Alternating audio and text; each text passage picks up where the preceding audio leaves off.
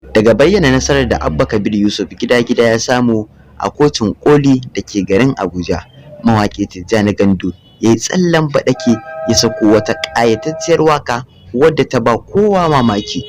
Wannan waƙa ba kowace waƙa ba ce face waƙar inda Tijjani Gandu yake faɗin kotun raba gardama. Za mu sako muku wannan waƙa a nan gaba kaɗan, amma kafin nan ku danna mana subscribing, sannan ku danna alamar ƙararrawa, sannan ku yi liking, kana ku yi sharing. Mun gode. Raba gardama ta wuntsila gawuna, ashe wanda ya shuka sharri ƙarshe girba yake. Saƙon Hamisu Gwarmainawa, mu sauka kotun raba gardama.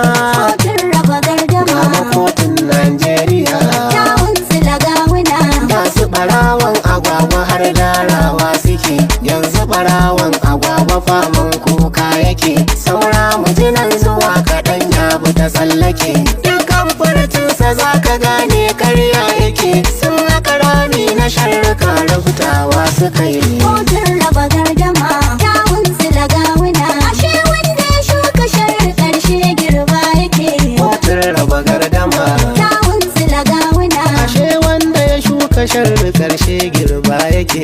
kotun raba gardama ta wuntsila gawuna, ashe wanda ya shuka sharri ƙarshe girba yake. Kotun raba gardama a ta wuntsila gawuna, ashe wanda ya shuka shari girba yake. To masu sauraron, kun ji daɗin wannan waƙa wadda ta fito daga bakin mawaƙi Tijjani Gandu, inda za ku samu full ɗinta a YouTube channel ɗinsa inda yake sa Tijjani Gandu.